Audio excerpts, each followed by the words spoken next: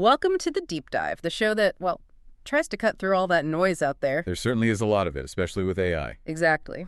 So we're here to give you that shortcut, to being genuinely well-informed, hopefully with a few surprising facts, maybe a little bit of humor along the way. Keep things interesting. Yeah, exactly. So today we're plunging into something that's way more than just a tech buzzword. It's really reshaping our daily lives, how businesses run, basically everything. We're talking about the fascinating kind of intricate world of AI agent classification. It sounds technical, but it's incredibly relevant. Right. Think about it. Your smart assistant, maybe it anticipates your next question. Or those huge, complex systems optimizing supply chains behind the scenes. They're everywhere already. They really are. AI agents are becoming ubiquitous. So understanding what these digital entities are, how they work, and crucially, how we categorize them, that feels essential now. Absolutely. It's foundational knowledge for navigating the future. It really is the key to grasping where tech is going, the future of work,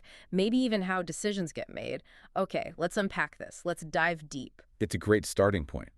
Because, yeah, AI agent might sound like jargon, but like you said, these systems are already deeply embedded. Their influence is only growing.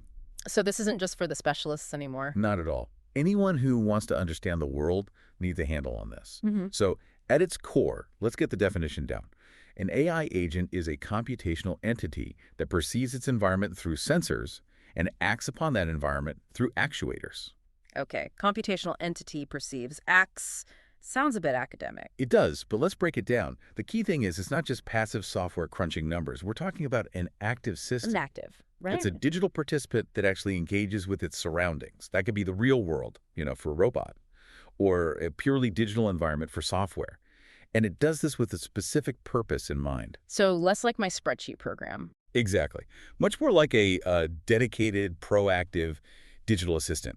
It senses, and then it does something. Okay, so it's not just processing data, like you said. It's actively sensing what's around it and then taking concrete action based on that perception. That action part feels really critical. Precisely.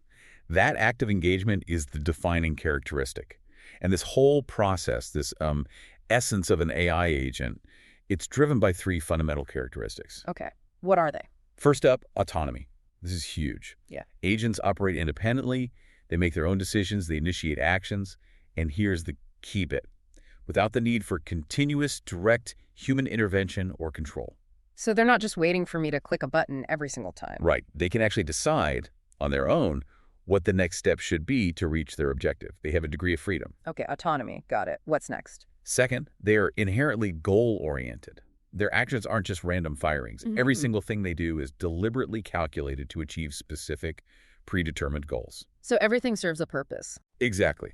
Whether that goal is simple, like keeping room at a certain temperature, or incredibly complex, like managing a global logistics network, or, helping discover new drugs, every action ladders up to that goal. Okay, autonomy, goal-oriented. And the third? The third is rationality. This is where the intelligence really comes into play. A rational agent, and this is the formal definition, consistently chooses actions expected to maximize its performance measure, given the sequence of percepts it has observed and any built-in knowledge it possesses. Whoa, okay. Maximize its performance measure. What does that mean in, simpler terms? It means they're constantly trying to make the best possible decision to achieve the best possible outcome based on everything they know and see. They're aiming for optimal choices, not just mindlessly following a script. So they're not just doing something, they're trying to do the right thing, the most effective thing, given their goals and what they perceive. Precisely. That pursuit of the best outcome, according to some defined measure, is really a cornerstone of designing advanced agents. That rationality bit really helps tie it together. It makes a lot of sense. So they perceive, they reason about it, they act, and you mentioned for the advanced ones, they learn too.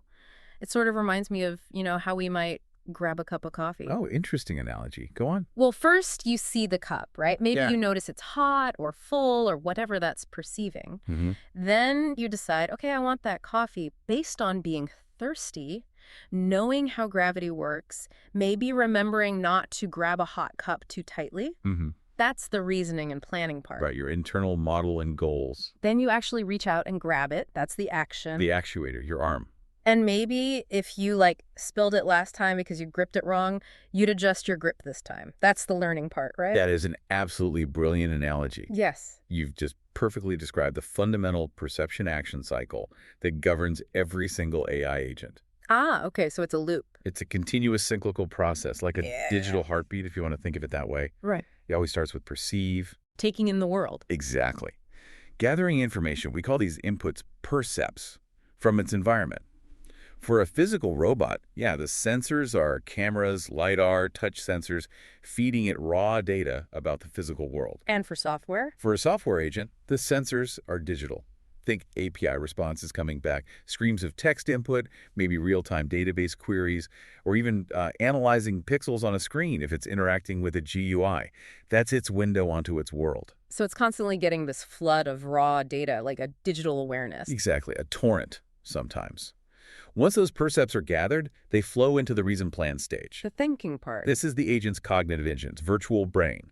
Here, it analyzes that new information. It interprets it based on its goals, its existing knowledge, its internal model of how the world works. That internal model sounds important. It's critical. This is where the decisions get made, where potential plans are formulated, different action sequences are considered, and ultimately the most rational course of action, the one expected to maximize that performance measure we talked about, is chosen. This sophisticated thinking is what separates a true agent from just a simple script. Right. That's where the intelligence really shines through. Precisely. And from there, the agent moves to act. Based on the decision made during reasoning, it executes the chosen action through its actuators. So for the robot, that's moving a wheel or an arm. Exactly. Turning a motor, grasping an object, adjusting its flight path. For a software agent, the actuators are digital again. Sending an email, writing data to a database, calling another API, maybe generating a response in natural language. Okay. Perceive, reason, plan, act. Is that the whole loop? For many simpler agents, yes. But for the more advanced ones, there's a crucial fourth stage, learn. Ah, the learning part from my coffee cup analogy. Exactly. After acting, the agent doesn't just stop. It observes the outcomes. What happened when I took that action? How did the environment change? This feedback is absolutely critical. So it reflects on its actions. In a computational sense, yes. It uses that feedback to update its internal knowledge base, to refine its world model, maybe adjust its strategies. This allows it to improve its future decision-making performance. This is what gives an agent that remarkable ability to adapt, to evolve, and become better over time. It's how they demonstrate real learning. That's fascinating, especially the learning bit, closing that loop. So how is all this organized inside the agent? What are the main parts, the key architectural components that make this cycle actually work? Good question. Functionally, an AI agent's capabilities come from several interconnected architectural modules working together, almost like organs in a body. Okay. At the highest level, you've got the basic architecture and agent program. Uh-huh. This isn't just the software code itself, it's the whole platform it runs on. Like the hardware for a robot Yeah. or the server for software? Exactly. The physical chassis, the server, the cloud environment, Yeah. it's the whole setup where the decision-making logic actually lives and executes. Got it. The foundation. Then you have the perception profiling module. This is the agent's input gateway, its sensory interface with the environment.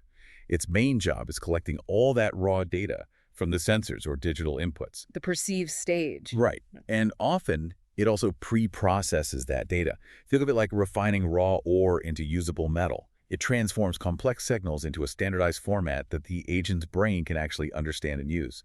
Sometimes it even does profiling, inferring context or user preferences from the data. Okay, perception module. What's next? Then there's the absolutely crucial memory knowledge module. This is the agent's internal library, its brain trust. It stores everything. Like what? Well, its current state, what it's doing right now, its history, all the past experiences, the sequences of percepts it's seen, and critically, its accumulated knowledge about the world. This could be a static set of rules, or it could be a dynamic, continuously updated model learned over time. So it's memory and it's understanding. Precisely. The sophistication of this module often dictates how well an agent can handle complex, long-term tasks that require context. Makes sense. And the brain itself. That's the planning reasoning module. This is the core decision-making engine we talked about. It takes the processed info from the perception module, pulls relevant knowledge from the memory module, and figures out the optimal action to take to achieve its goals. This is where the agent thinks. Okay. And here's something really important. The dramatic surge we've seen in agent capabilities recently, It's often not because this fundamental structure changed, but because of a revolutionary upgrade within this specific module. How so? Traditionally, this reasoning module used things like symbolic logic, decision trees, maybe simpler statistical methods. But today, it's frequently powered by large language models, LLMs. Ah, okay. So LLMs are acting as the agent's brain now. In many advanced agents, yes. And it's a huge leap. It's not just more processing power. It's a shift from an agent that mostly follows rules to an agent that can genuinely understand intent and reason abstractly. LLMs give them this incredible ability to grasp natural language instructions, perform complex multi-step reasoning, generate sophisticated plans. It's like putting a vastly more powerful engine into that established architectural chassis. It's a real game changer. Wow, that's a key insight. The structure is similar, but the reasoning engine got a massive upgrade. Exactly. And finally, completing the cycle, we have the action module. This module bridges the internal decision to external impact. It takes the chosen action from the planning module and translates it into specific commands for the agent's actuators. Turning the decision into reality. Right. Executing the action back into the environment, whether digital or physical, closing that perception action loop. That's a really powerful breakdown. So it's this fundamental blueprint: perceive, reason with memory, and often an LLM brain act, maybe learn, that allows for all the different, flavors of AI agents we're about to explore. These core elements really are critical to understanding how diverse these systems can be, even if they share that underlying structure. Precisely. Understanding this foundation sets us up perfectly to explore the different ways we classify them.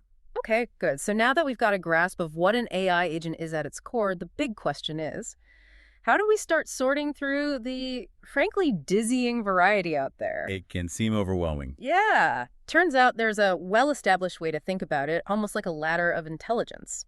This brings us to the classical taxonomy, a foundational scheme that basically categorizes agents by their internal sophistication. That's right. It forms a really clear hierarchy. Climbing from the simplest, almost knee-jerk reactions all the way up to really adaptive strategic decision-making. You've nailed it.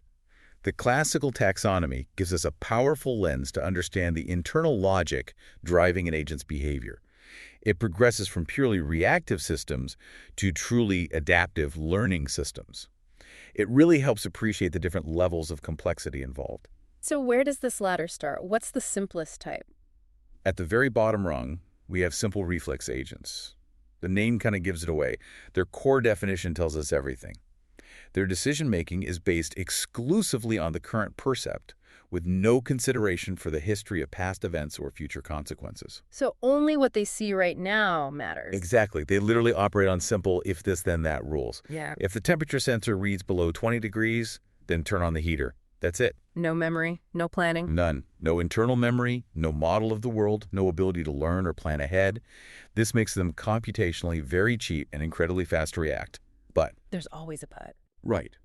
Their effectiveness is severely limited. They really only work well in fully observable environments, meaning the current sensor reading must contain all the information needed to make a good decision. What happens if it doesn't? In environments that change, or where they can't see everything at once, their lack of memory can lead to really dumb behavior. They can get stuck in loops, like bumping into the same wall over and over because they don't remember hitting it a second ago. Yeah. Okay, yeah. Like that ancient thermostat I had, the one with just an on-off switch for one temperature. No schedule, no learning. It was fast, but definitely not smart. It just reacted. That's a perfect example. Or think of a very basic email spam filter, the kind that just flags a message if it contains certain keywords like Viagra or lottery win. It doesn't get context. It just sees the word and reacts. Right. Simple trigger words. Even early autocorrect systems that just used a static dictionary they saw a misspelled word based only on the letters present suggested a fix from the dictionary. Done. Quick, but not adaptive at all. Okay, simple reflex agents. Pretty basic. What's the next step up the ladder? Moving up, we encounter model-based reflex agents. These were developed specifically to overcome the limitations of simple reflex agents by maintaining an internal model of the world. An internal model, like a mental map. Sort of, yeah. It's an internal representation of the environment's current state and, crucially, how it changes over time. This lets the agent handle situations where the environment is only partially observable. So they can deal with things they can't see right now. Exactly. What's really fascinating here, the key innovation, is memory. They store an internal state. This state gets continuously updated by the stream of new percepts coming in. And because this state depends on the history of what they've seen, it lets them track aspects of the world they can't currently perceive directly. Okay, so memory plus a model of how things work. Examples. A robotic vacuum cleaner that builds and keeps a map of your room in its memory. That map is its internal model. It lets it know where it's already cleaned, where the furniture is, helps it navigate efficiently, even when a chair blocks its view for a moment. Right. My Roomba seems smarter than just bumping around randomly. That's likely because it's model-based. Or think about a self-driving car tracking other vehicles. Even if another car goes behind a building for a second, the system uses its internal model, its understanding of physics and typical traffic behavior, to estimate where that car probably is and where it's going. That makes sense. It needs that internal picture. Even modern smartphone keyboards. When they predict your next word or give context-aware corrections, they're using a sophisticated language model as their internal representation of how language works. It's way beyond a simple dictionary lookup. So they're still fundamentally reactive to your typing, but their actions are informed by a much deeper historical understanding stored in their model. Okay, so model-based adds memory and a world model. Still reactive, but smarter. What's next? Next on our progression, we get to goal-based agents. This is a big step up. Instead of just reacting to the environment, they make decisions based on explicit goals they're trying to achieve. So now we're talking about planning for the future. Exactly. This introduces a truly proactive dimension. Their actions aren't just immediate responses. They're chosen by considering how those actions will lead to future states that are closer to a desired objective. How do they do that? The defining feature is their use of search and planning algorithms. You give them a goal, say, get to this destination, and they can explore various sequences of actions, mapping out potential paths in their internal model to find one that actually leads to that goal state. So they can think ahead. Precisely. This ability makes them far more flexible and adaptable than purely reflex agents. They can navigate complex situations, they can change their plans if something unexpected happens, because they're not locked into just one pre-programmed response for every situation. Examples of these. Your GPS navigation app is a classic. You give it a destination, the goal, and it calculates the best route, the plan, by searching through possible road segments. Right, I use that constantly. Or a logistics agent, figuring out the optimal delivery route for a fleet of trucks. It plans the sequence of stops to minimize driving time or fuel cost. That's goal-based planning.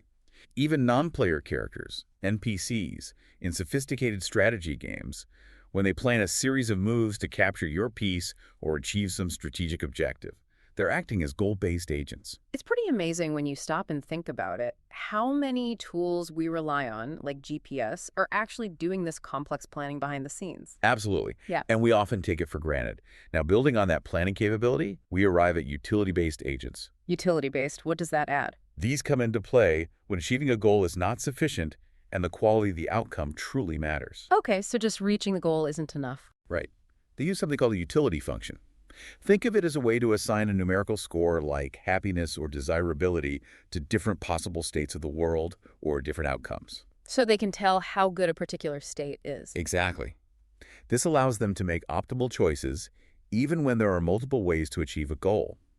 A simple goal-based agent might see all paths to the destination as equally good once it finds one. But a utility-based agent can differentiate. It might prefer a slightly longer route if it's much safer or more comfortable. Handling trade-offs. Precisely. It's designed to handle conflicting goals, maybe speed versus safety versus cost, and make intelligent trade-offs by selecting the action that leads to the state with the highest expected utility. If we connect this to the bigger picture, this is about true optimization for the quality of the outcome, not just achieving it. Can you give an example? An autonomous vehicle navigating a busy city. Its goal isn't just get to the destination. It's constantly making tiny adjustments to maximize a complex utility function, combining passenger comfort, safety margins, speed, fuel efficiency, maybe even obeying traffic laws smoothly. So it's balancing all those things. Right. Or a financial portfolio management agent. It's not just trying to make some money, it's balancing expected returns against risk based on your personal risk tolerance to maximize the utility of your portfolio for you. Dynamic pricing agents for online stores are another example. They adjust prices not just to make a sale goal, but to maximize overall revenue or profit utility. Okay, that makes sense. It's about optimizing the how, not just the what. So what's the top of this classical ladder? Finally, at the pinnacle, we have learning agents. This is a broad category. Any agent that can improve his performance over time through experience. Ah, the ability to learn and get better. Exactly. They aren't stuck with their initial programming. They can adapt their internal models, their knowledge, even their decision-making strategies based on feedback they get from their actions in the world. How do they do the learning part? Conceptually, a learning agent has four key components working together, like its own internal improvement team. There's the learning element, which is responsible for actually making the improvements. There's the performance element, which is the agent itself, the part that chooses and executes actions out in the world. Okay. Then there's a critic. The critic evaluates the actions taken by the performance element against some standard, like did that action help achieve the goal, and provides crucial feedback. That was good, that was bad. So it judges the performance. Right. And finally, sometimes there's a problem generator. This part actively suggests new, maybe slightly risky or exploratory actions. It pushes the agent to try things it hasn't done before, to gather new experiences and potentially discover better ways of doing things. It encourages exploration. Interesting. So it forces itself to learn. In a way, yes. These agents use all sorts of machine learning techniques. Supervised learning, unsupervised learning, reinforcement learning. You encounter them all the time. Like recommendation engines. Classic example. E-commerce sites watch what you click, buy, ignore. Yeah. That's the feedback. The critic says user like this, and the learning element updates the recommendation model to show you more similar things next time. Right. Or chatbots. Advanced customer service chatbots, definitely. They analyze millions of past conversations experience to improve their responses, performance, based on whether the customer issue was resolved. Feedback from the critic. And think about game-playing AIs like DeepMind's AlphaGo. Oh, yeah, beating the world champion. Exactly. It learned to play Go at a superhuman level by playing millions and millions of games against itself. That's the performance element, critic, learning element, and problem generator all working together in an incredibly intense feedback loop. Wow. So that's the hierarchy. Simple reflex, model-based reflex, goal-based, utility-based, and learning. That's the classical progression. Oh. But it's crucial to remember, these aren't always totally separate boxes in the real world. I mean, Modern, sophisticated agents often incorporate elements from multiple types. They blend capabilities. For instance, think about an AI agent designed to help a sales team prioritize leads. okay. At a high level, it's fundamentally a learning agent, right? Because it gets better over time. It looks at which leads actually turned into sales, feedback, and updates its lead scoring model, learning. Makes sense. But its core logic, in the moment when it decides which specific lead the salesperson should call right now, that decision is inherently utility-based. It's weighing multiple factors: lead score, industry, contact history, maybe salesperson, availability to maximize the utility, which is basically the probability of a successful sale resulting from that call. Ah, so it's learning overall, but using utility calculations for specific decisions. Exactly. It's a blended intelligence. Most complex agents are like this. That perfectly illustrates how these classifications aren't mutually exclusive, but often build on each other in real-world systems, which, yeah, raises an important question. If these types combine and act as these individual intelligent entities, how do they then fit into much larger, even more complex systems? It feels like there's got to be another layer of organization here. You're spot on. That leads us right into the modern paradigm. Right. Let's fast forward now to, well, basically today, where the explosion of large language models, LLMs, has kicked off a whole new way of thinking, shifting focus from these isolated agents we just discussed to these big interconnected systems. Yeah, this is where the buzz around agentic AI really comes in. Agentic AI, okay. It feels like maybe the next big wave in AI development. It certainly seems that way. Huh? The sheer power of modern LLMs has definitely catalyzed a profound shift. We're moving beyond thinking about single, standalone AI agents to envisioning these complex ecosystems of intelligent entities working together. Some more like teams of agents. Exactly. And to really grasp this modern paradigm, it's super helpful to clearly distinguish between AI agents as the individual building blocks and agentic AI as the broader systemic framework they operate within.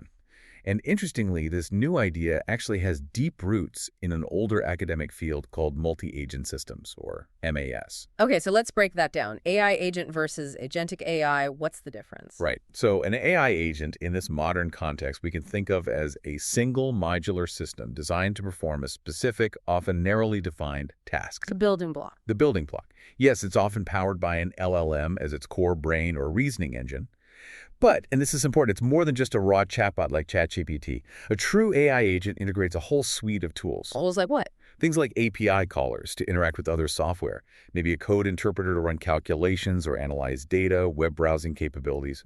It has specialized memory to maintain context over long conversations or tasks, and crucially, it uses specific reasoning frameworks. Reasoning frameworks. Yeah, things like React loops that stands for reasoning and acting. Yeah. These frameworks help turn the underlying LLM from just a passive text generator into an active, iterative problem solver that can plan, execute actions, observe results, and adjust its plan. Think of these individual AI agents as highly capable task executors or maybe specialized digital employees ready for instructions. They're really good at their specific job. Okay, so that's the individual agent, LLM powered, has tools, memory, reasoning loops focused on a task. What about agentic AI then? Agentic AI, on the other hand, refers to a system composed of multiple specialized AI agents that collaborate, communicate, and share knowledge to achieve complex, high-level objective that would be unattainable for any single agent. Ah, so it's the whole system of agents. Exactly. It's the broader architectural framework. It's the organizational structure, if you will. If an individual AI agent is like that skilled employee, Yeah. then the agentic AI system is like the chief operating officer, the COO, directing a whole team of specialists. The COO ensures everyone works together effectively toward a much bigger strategic company goal that no single employee could achieve alone. That COO analogy really helps clarify it. Agentic AI orchestrates multiple intelligences for bigger, multifaceted goals, while the individual agent just focuses on its job. So what really separates agentic AI from just, having a bunch of separate AI agents lying around? What makes it a system? Good question. There are three main differentiators that make agentic AI more than just a collection of individuals. First is the architecture. Okay. Agentic AI systems require a sophisticated orchestration layer. This could be a central meta agent or some kind of workflow manager whose explicit job is to manage the overall process, break down the big complex problems into subtasks for the individual agents, and handle all the complex communication between the agents. A single isolated agent just doesn't have or need this coordination layer. Right, the orchestrator is key. What else? Second, think about the level of autonomy. An individual AI agent definitely has tactical autonomy. It makes its own decisions within its assigned task, like we discussed. But agentic AI systems exhibit a higher level of strategic autonomy. Strategic autonomy. Yeah, they're often capable of setting their own sub-goals in service of a very broad, high-level mandate given to the system as a whole.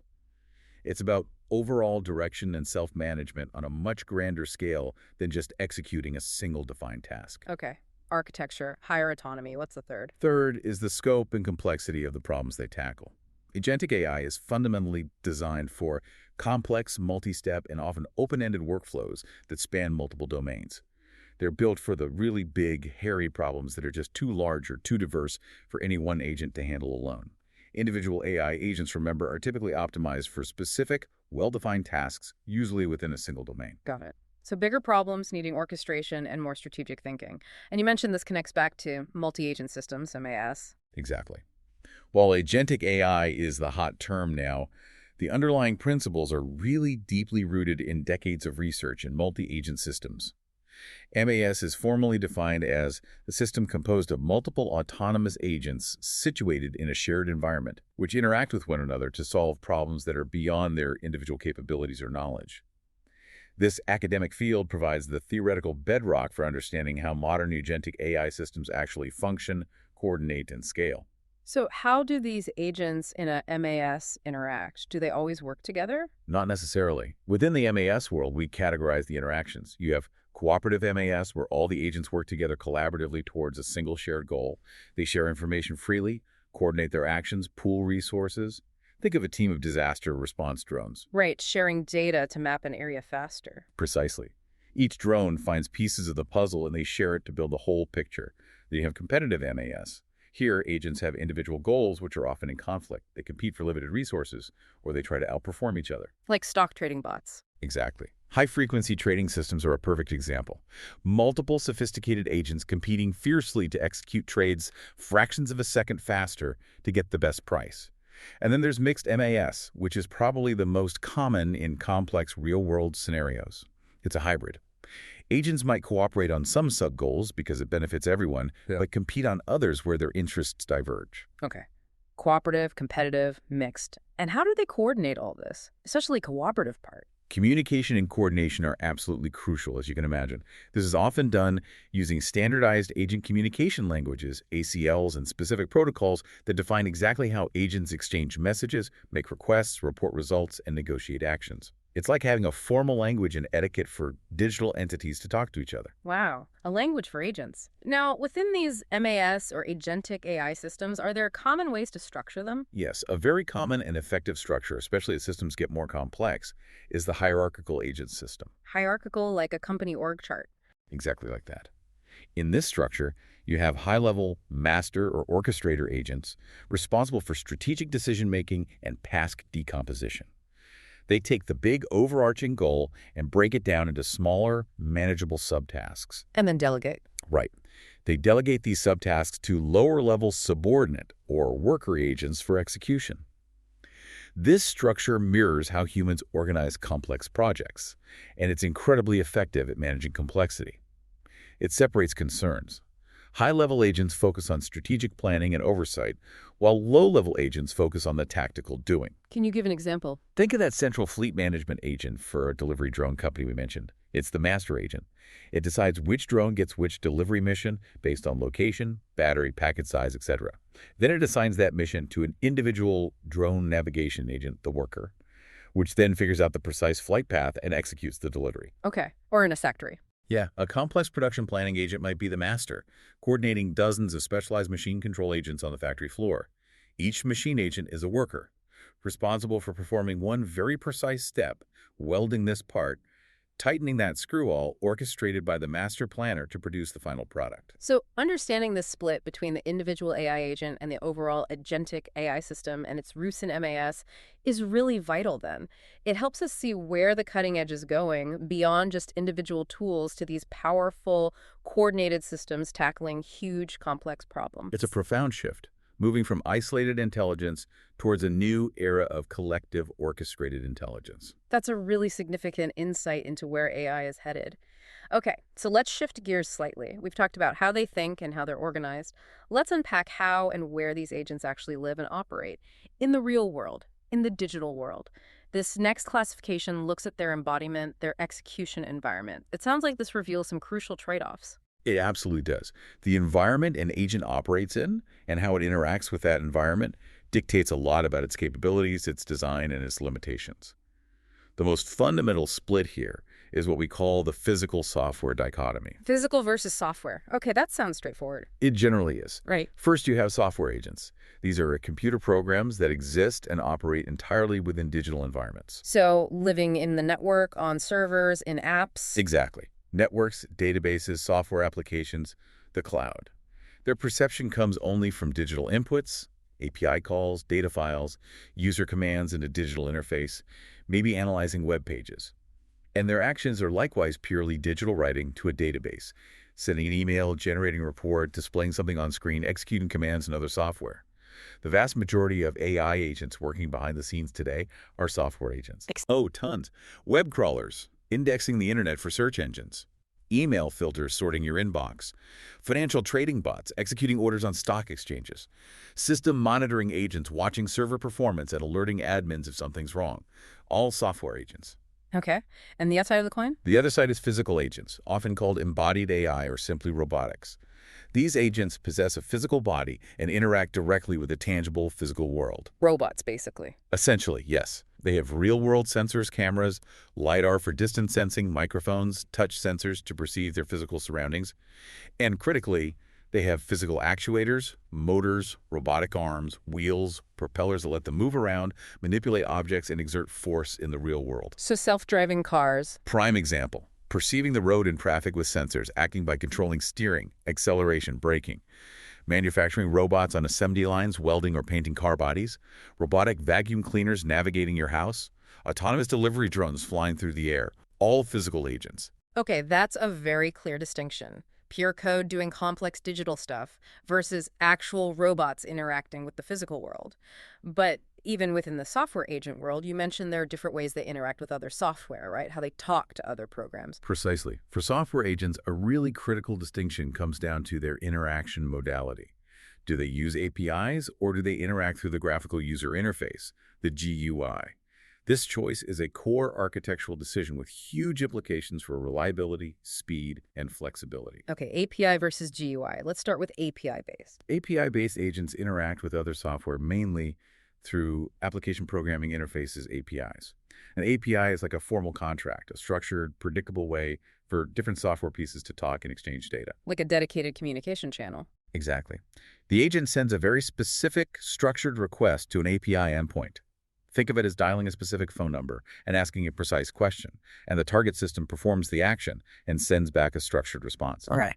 This is usually the most robust and preferred method for building serious enterprise-grade agents because API interactions are highly reliable, fast, and efficient. Predictable. Very predictable, repeatable, less prone to errors.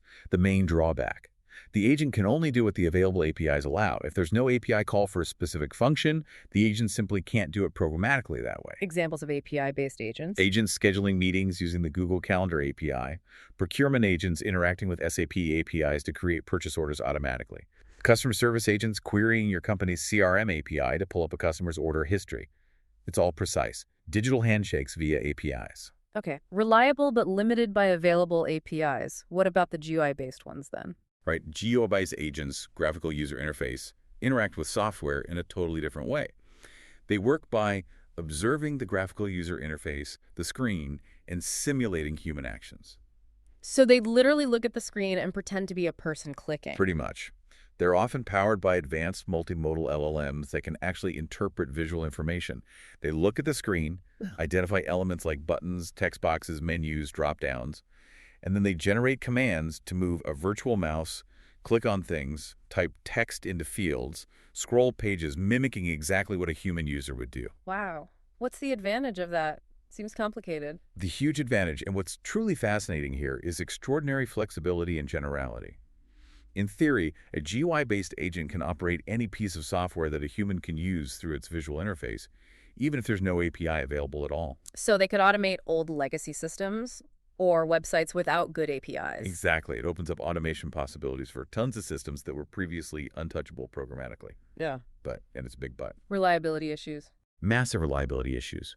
GUIs change all the time. A button moves slightly in a software update, a website redesign changes the layout, an unexpected pop-up ad appears. Any of these visual changes can completely break the agent because it no longer recognizes what it's seeing. Visual elements can also be ambiguous. Is that gray square a button or just part of the background? So they're generally much slower, more resource-intensive to run, and far more brittle, meaning prone to breaking, than API-based agents. Examples of these GUI agents. OpenAI demonstrated a system called the Computer Using Agent, or CUA, which was designed specifically to perform tasks by directly interacting with web browsers and operating system GUIs. Automated software testing tools often work this way, mimicking user clicks to test interfaces. And general-purpose desktop assistants that try to help you with any application by watching your screen and simulating input fall into this category. So it's this fundamental trade-off again, amazing generality versus potentially fragile reliability. That's the core tension. You get flexibility to work with almost anything visual, but you sacrifice the robustness you get with structured APIs. That's a huge difference in approach. It makes you really think about when you choose one method over the other. Okay, so beyond how they interact, API versus GUI, what about where they primarily do their work? What's their main operational domain? Are they mostly web creatures or stuck inside specific apps? That brings us to another important dimension, the operational domain. Where does the agent live and perform its tasks? Okay. First, you have web-based agents. As the name suggests, these are specifically designed to operate on the World Wide Web. Their home environment is the vast, messy, dynamic collection of websites and web services out there. Their main tool is typically a web browser, or at least the ability to interpret and interact with web content. So web scraping bots. That's a simple form, yes, but it goes way beyond that.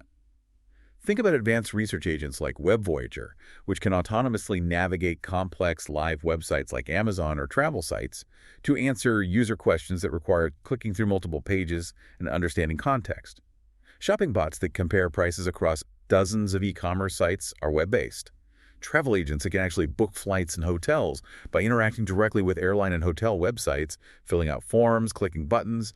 Those are sophisticated web-based agents. Okay. Living on the web, what's the alternative? The alternative is application-specific agents, These are quite different. They are embedded within and tightly integrated into a particular software application or a unified enterprise ecosystem. So they live inside an app like Word or Salesforce? Exactly.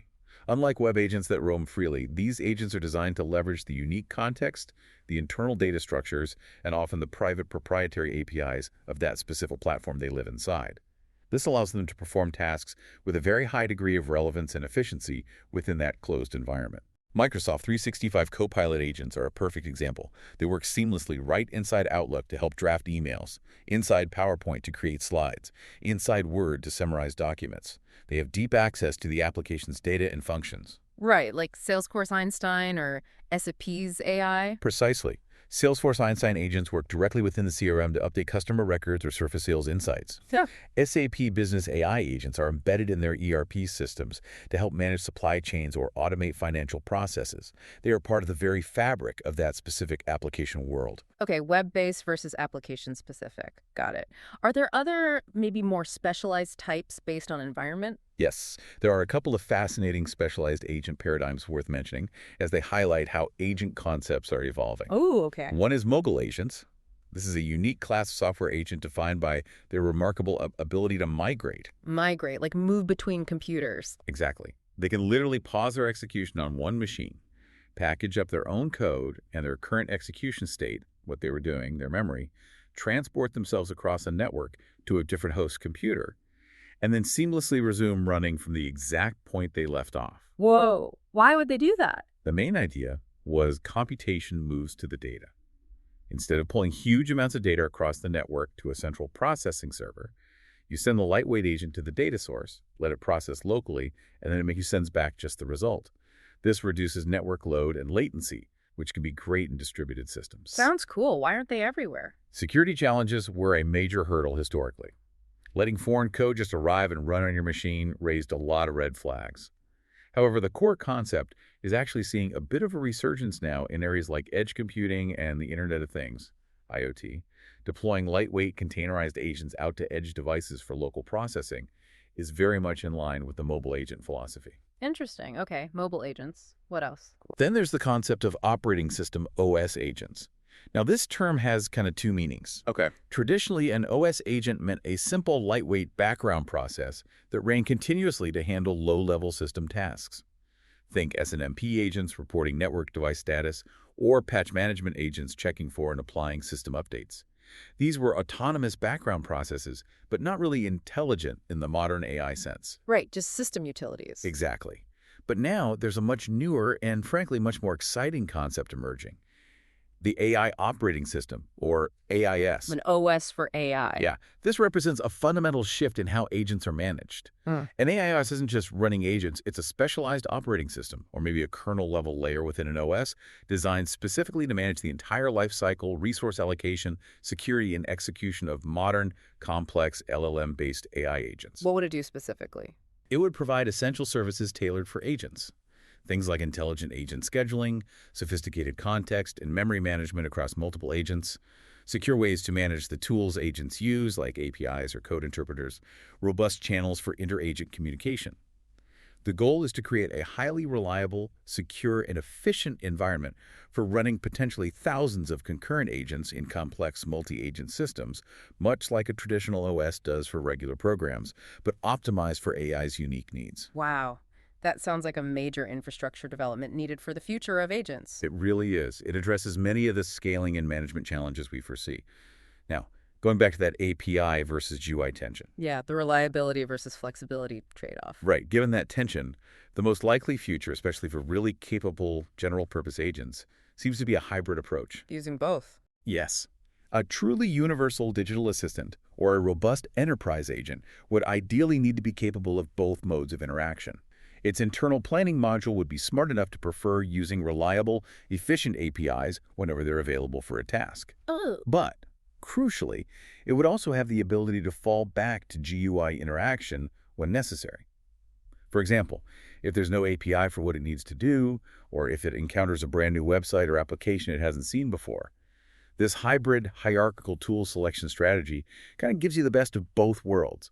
Leverage the reliability of APIs, but retain the flexibility of GUI interaction as a backup. That makes a lot of sense. Use the best tool for the job, have a fallback. Exactly. And this raises a really important question for developers today. How do we design these agents to be maximally versatile across all these different digital environments, APIs, GUIs, web-specific apps, without sacrificing the reliability needed for critical tasks? It's a delicate balancing act, and getting it right will define the next generation of genuinely useful digital assistants. Okay, so we've covered a lot. What they are fundamentally, how they think internally, how they're structured in systems, and where they live, and how they interact with their environment. Now, let's dive into maybe the most user-centric part. What do they actually do for us, and how is that relationship structured, especially thinking about human interaction? Yes, this functional classification is absolutely crucial. It gets right to the heart of an agent's purpose, and maybe more importantly, it directly impacts things like product design, the level of trust a user needs to place in the agent, and the inherent risks involved. Risks seem like a big factor here. They really are. One of the most significant functional distinctions we draw is between information agents and transactional agents. Information versus transactional. Okay. Information agents, you might sometimes hear them called search agents or monitoring agents. Their primary job is finding, gathering, filtering, collating, and presenting information to a user. So they tell you things. Exactly. They augment your knowledge, they inform you. And critically, their actions are typically non-binding. This means they don't, by themselves, create legal contracts or spend your money. Examples. Think of a personalized news agent. It scours hundreds of websites based on your interests and puts together a daily briefing just for you. That's an information agent. Or an academic research assistant that searches through vast journal databases for relevant papers and summarizes the key findings. A competitive intelligence agent monitoring rivals' websites and social media for product launches or news. Also an information agent. They provide valuable data and insights. But they don't do anything that commits me in the real world. Precisely. If an information agent makes a mistake, maybe gives you a wrong summary or misses a news article, it's annoying, maybe inconvenient, but usually not a catastrophe. Okay, so what about transactional agents?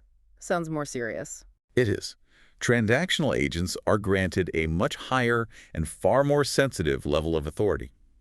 They are specifically empowered to perform actions on behalf of the user that result in a binding commitment, often with financial or legal consequences. Binding commitment. Okay, this is where the risk comes in. Absolutely. This category represents a major step up in delegated responsibility, and consequently, it's loaded with complex issues around liability, security, and user trust. Examples of these. An e-commerce shopping agent that doesn't just find you the best price, but actually uses your stored credit card information to complete the purchase. That's transactional. Right. Spending my money. An autonomous travel agent that books non-refundable airline tickets or hotel rooms for you without you hitting the final confirm button every time. Also transactional. Stock trading agents executing buy or sell orders in your brokerage account based on market conditions. Procurement agents in a company that are authorized to automatically sign contracts with suppliers if certain conditions are met. All high-stakes transactional agents. Wow. The potential downside seems huge if they mess up. Exactly. There's a clear and critical trust capability threshold here.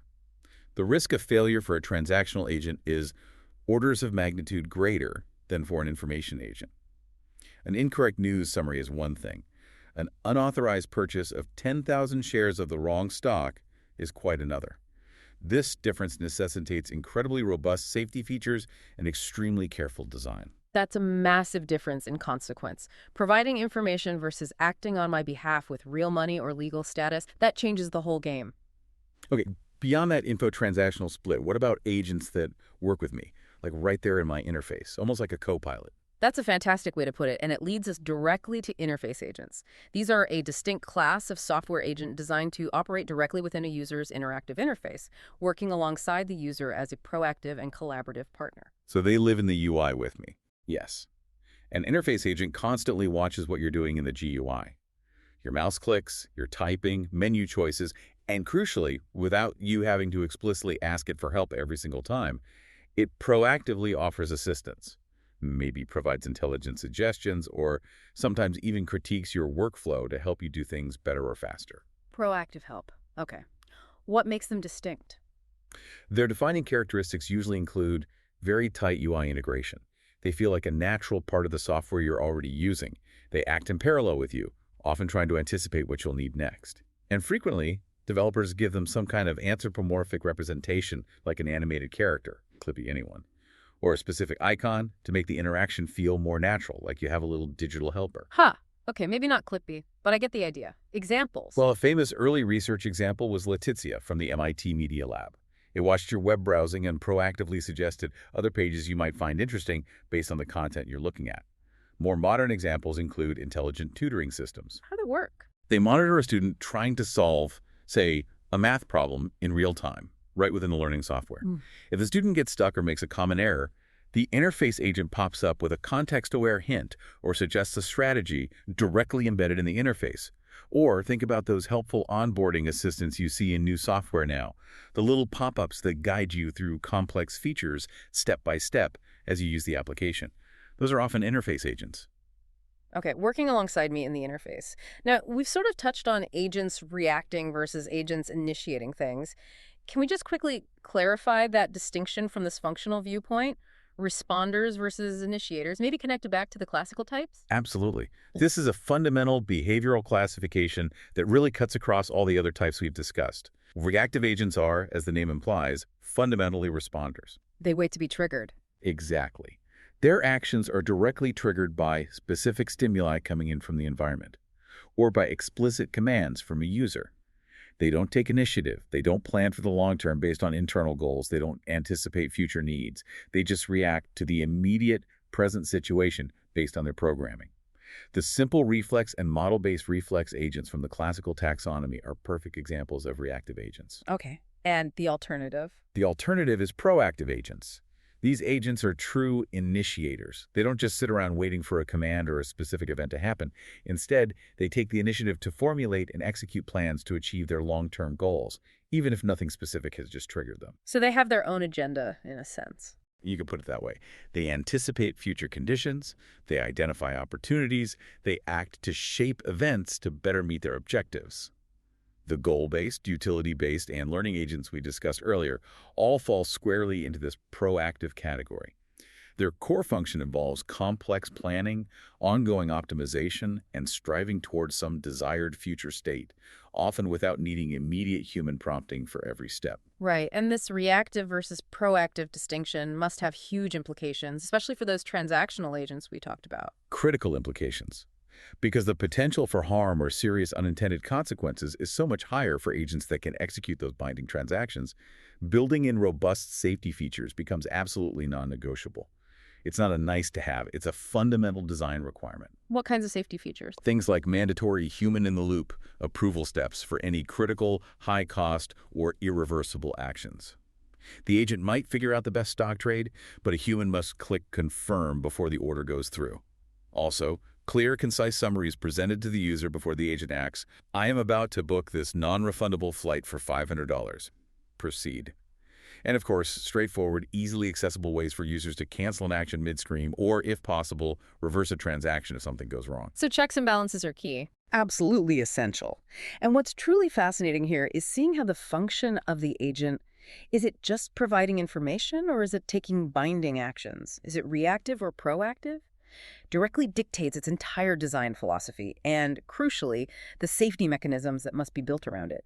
That trust capability threshold means an information agent giving you a bad summary is an annoyance.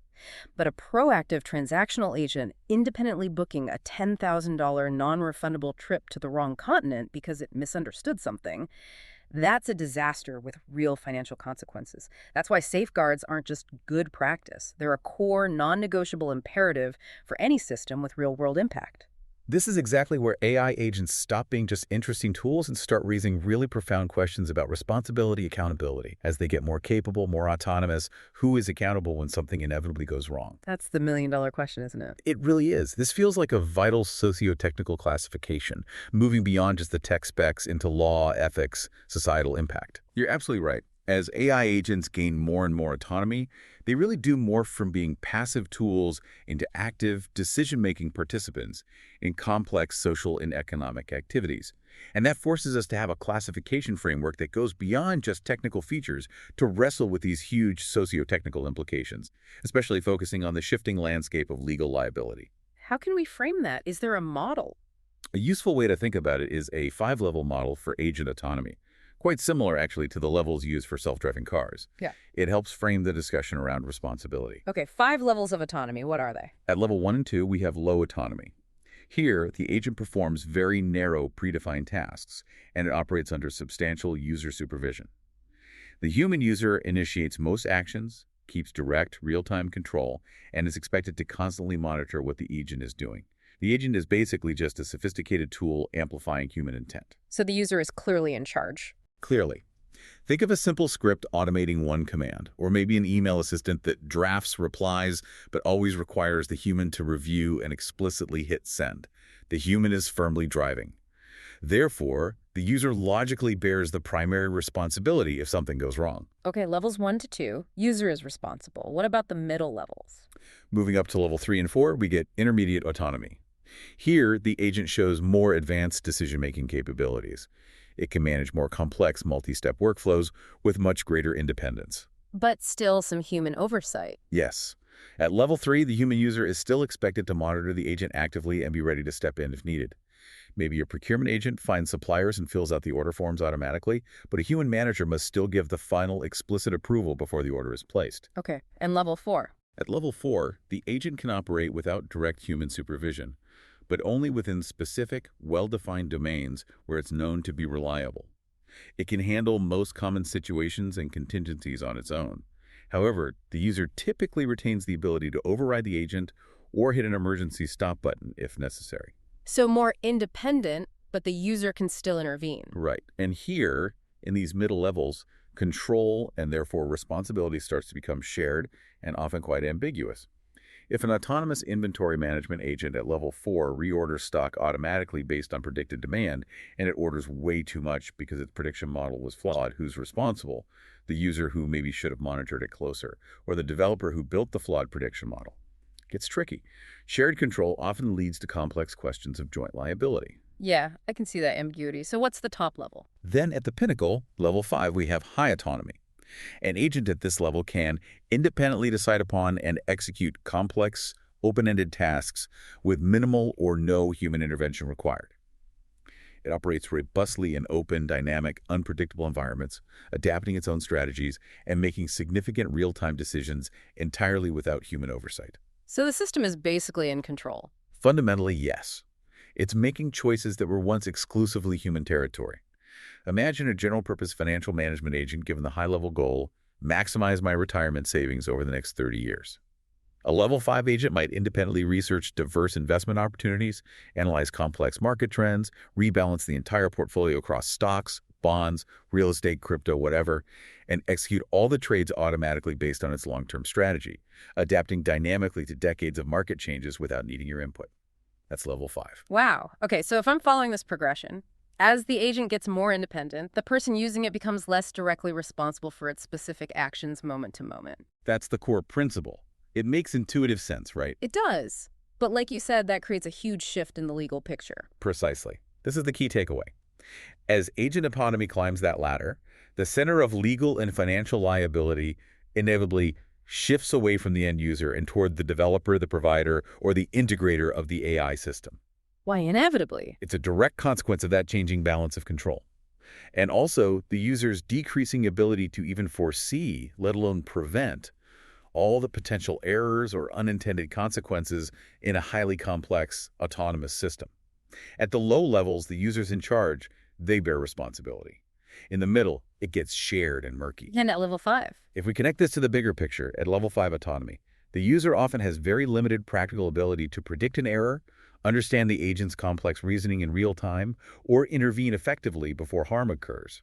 Therefore, the entity that designed, built, tested, and deployed that highly autonomous system, the developer or the service provider, logically bears a much, much greater share of the liability. Could they be held fully responsible? For agents at this high level performing high-risk activities, think autonomous vehicles, medical diagnosis agents, critical infrastructure control systems, yes, it's quite possible this could meet the legal threshold for strict liability in some places.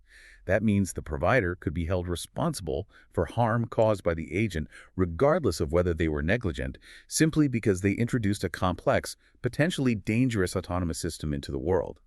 This is a profound example of how technology is actively reshaping our existing legal frameworks, forcing new interpretations, new regulations, new case law. That massive liability shift creates really powerful incentives, doesn't it? It must push developers and the companies deploying these things hard towards what we're all calling responsible AI practices, not just as a fuzzy ethical goal, but as a concrete business necessity. Absolutely. Responsible AI stops being just a nice-to-have marketing term and becomes a critical, non-negotiable risk management strategy for survival in the market. This liability shift directly incentivizes the implementation of robust technical safeguards. Like the ones you mentioned for transactional agents. Exactly, but often even more rigorous for higher autonomy levels. Developers are now strongly motivated, financially and legally, to engineer systems with things like real-time monitoring dashboards for human overseers, even if direct control isn't always possible.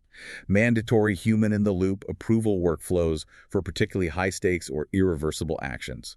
Comprehensive and tamper-proof audit logs detailing every decision and action the agent takes so you can reconstruct what happened after an incident, and highly reliable emergency override or kill switch capabilities.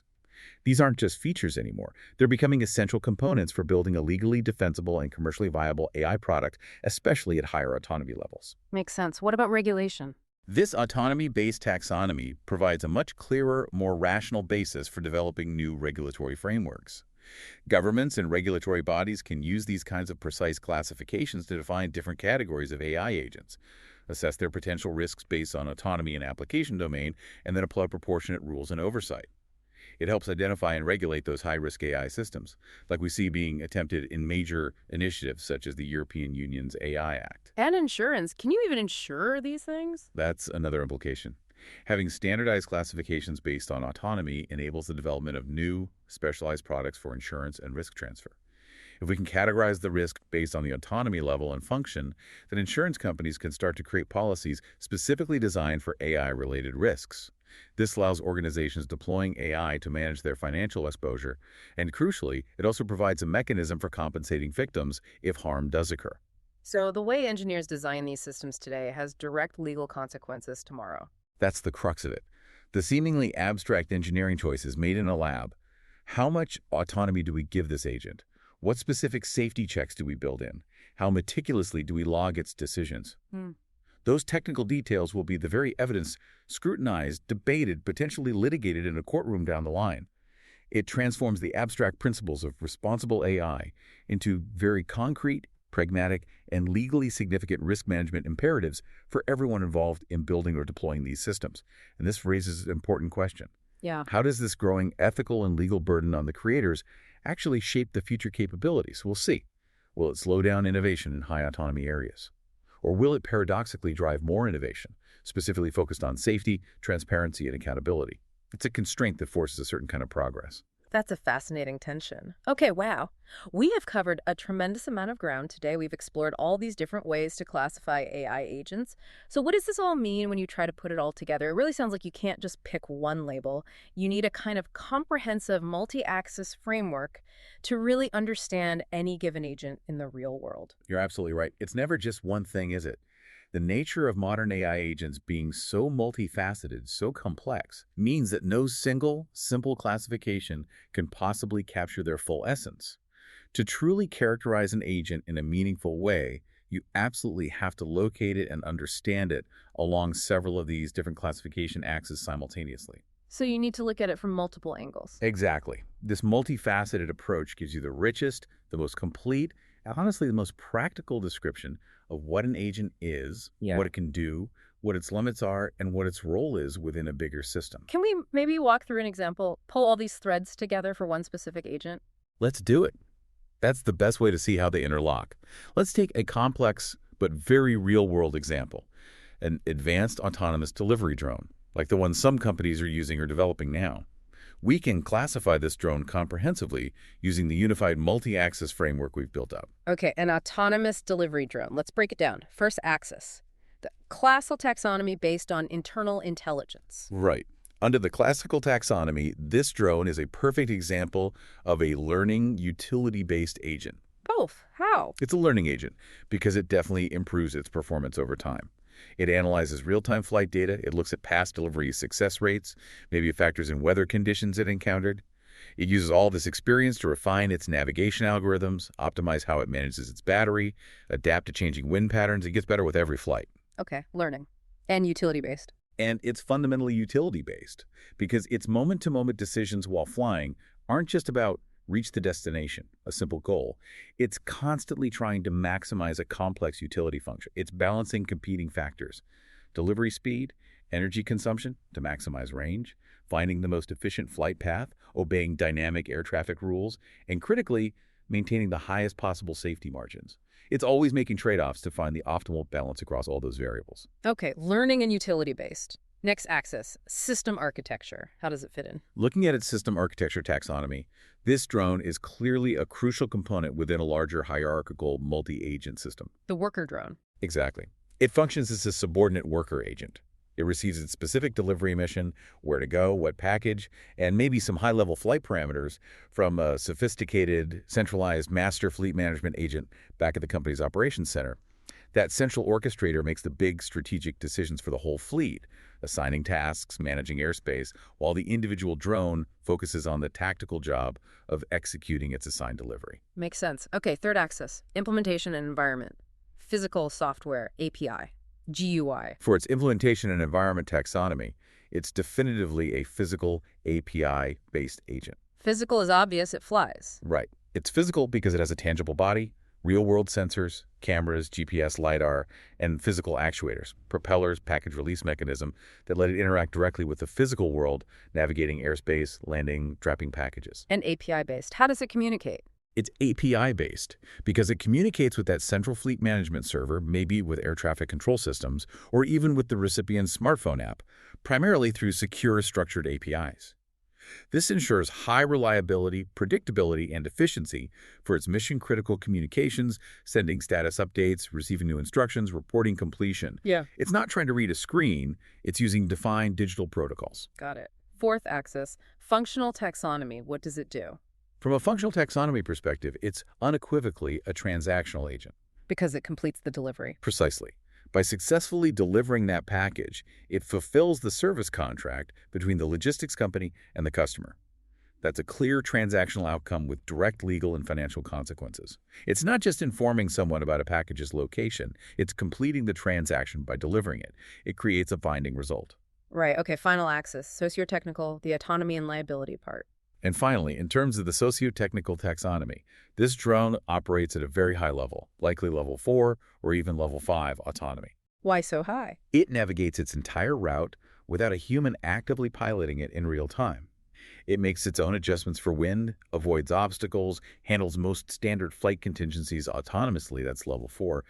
It might even be capable of dynamically rerouting entirely on its own around unexpected major obstacles, like a construction crane that popped up, or navigating through sudden severe weather without needing human intervention, which pushes it towards level 5. And the liability. Consequently, because the autonomy is so high, the primary legal and financial liability for any accident, malfunction, or failure rests not with some remote human pilot who is merely monitoring a screen, but predominantly with the developer who designed the autonomous systems and the operator who deployed the drone fleet. Wow. Okay, that drone example really pulls it all together perfectly. You see how one single entity sits at the intersection of all these different classifications.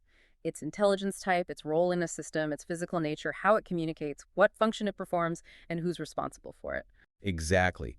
That holistic, multi-axis view is absolutely essential for anyone trying to really grapple with the complexity, whether you're developing these agents, trying to regulate them, deciding whether to deploy them in your business, or even just trying to understand the AI news you read every day. That truly paints a vivid picture. These agents are so much more layered than they first appear. It shows they're not just one thing, but this sophisticated combination of classifications all working together. So, given all this convergence and complexity, what does it suggest for the future? Where is agentic computing heading? Well, the field is moving incredibly fast, as you know. It's fueled by these constant advances in the underlying AI models like LLMs, and also by this huge market pull for more intelligent automation across every industry. We can definitely see several key trends shaping the future. What's the first big trend? First, we're seeing more and more convergence and hybridization. Those clean lines we drew between different classifications, they're getting blurrier. Agents are becoming more versatile. Like the API and GUI hybrid you mentioned. Exactly. We'll see more agents using that smart hierarchical tool selection, prefer the reliable API, but fall back to the flexible GUI when needed. Similarly, the gap between web-based and application-specific agents will likely shrink. As things like AI operating systems or other advanced orchestration frameworks become more common, they'll provide a more unified environment where agents can seamlessly move between interacting with a public website, then diving deep into a proprietary enterprise application, then maybe composing an email, all as part of one continuous workflow. So more versatile boundary-crossing agents. What else? Second, and this is maybe the really ambitious one, we're seeing the rise of general-purpose agents. The dream of the universal assistant. That's the ultimate goal for many researchers and companies, yes. Creating a truly universal personal agent that could potentially perform nearly any digital task a human can. Imagine an agent that can fluidly move from researching a complex topic on the web to using specific desktop software like Excel or Photoshop to analyze data or create images based on that research, then summarizing its findings in a document, and maybe even communicating with other people or other agents via email or chat to coordinate the next steps on a project. That sounds incredibly powerful. Yeah. And difficult. Immensely difficult. It's a grand challenge for AI. It requires huge breakthroughs in robust reasoning, reliable long-term memory and context management, and maybe most importantly, developing truly trustworthy autonomous action capabilities that work safely across all these incredibly diverse digital domains. Okay. Convergence, general-purpose agents. What's the long-term vision? Looking further out, many people believe we're heading towards an agent-driven ecosystem. This is the long-term vision of a global, interconnected ecosystem filled with these agentic systems. Agents talking to agents everywhere. Pretty much, yeah. In this future, agents acting on behalf of individuals like you and me, on behalf of corporations, governments, other organizations. They'll be constantly negotiating, transacting, collaborating, maybe even competing with each other across a vast digital landscape. Instead of you having to manually go to 10 different websites and fill out forms to plan a complex trip, your highly capable personal travel agent would interact directly with the airline's agent, the hotel's agent, the rental car's agent, maybe a tour operator's agent, negotiating the best deals, coordinating the logistics, handling payments, all largely automatically. Wow, a whole new automated layer of the economy. Effectively, yes. Yeah. This vision holds just immense, almost unimaginable potential for increased efficiency, deep personalization, and entirely new forms of commerce and collaboration. But always a but. It also brings profound challenges, huge questions around governance, who sets the rules for this ecosystem, security, how do we prevent malicious agents or systemic failures, transparency and accountability, how do we know what these agents are doing and hold them responsible? And maybe the biggest question of all, how do we ensure that this increasingly autonomous, agent-driven world remains fundamentally aligned with human values, human well-being, and overall human objectives? It's a future that demands incredibly careful, proactive design and ongoing oversight. So understanding these crucial classifications isn't just an academic exercise about categorizing what's here now. It's really about equipping ourselves, all of us, to navigate, participate in, and maybe even help shape this truly transformative future. From automating simple tasks today to potentially running global ecosystems tomorrow, AI agents are undoubtedly set to redefine how we interact with technology, with information, and maybe even with each other. We have journeyed today through this fascinating multi-layered world of AI agent classification. We started right down at the foundations, what they are, how they perceive and act. We climbed the ladder of internal architectures, from simple reflexes to complex learning. We looked at where they live and how they interact, physical, software, API, GUI. We explored their functional roles, informing versus transacting. And we wrestled with those huge socio-technical questions of autonomy and liability. It really covers a lot of ground. It really does. And this deep dive, I hope, has shown everyone listening that AI agents are anything but a single monolithic concept. They're this diverse, rapidly evolving landscape of intelligent systems, and they're already impacting us in countless ways, often unseen. Understanding these classifications genuinely is a shortcut to being well-informed. It lets you see the intricate layers, the sophisticated design choices behind the AI tools and systems you encounter every single day. It gives you the framework to make sense of it all. Exactly. And as we look towards this future where AI agents become even more deeply woven into the fabric of our lives, here's maybe a final provocative thought for you to mull over. Imagine that world where your personal digital agent truly does anticipate your needs, your desires, maybe even before you fully articulate them yourself. It learns you, it acts proactively on your behalf with incredible foresight and efficiency. Sounds appealing in many ways. It does. But then take a moment and really consider, what boundaries would you want firmly in place for its independence? How much autonomy is actually too much? Where do we as individuals and as a society draw the line to ensure these incredibly powerful systems remain aligned with our values and ultimately under meaningful human control? That's the question we'll be grappling with for years to come. I think so too. Thank you so much for joining us on the deep dive. We really hope this conversation has enriched your understanding and maybe sparked your curiosity even further about the world of AI agents. Until next time.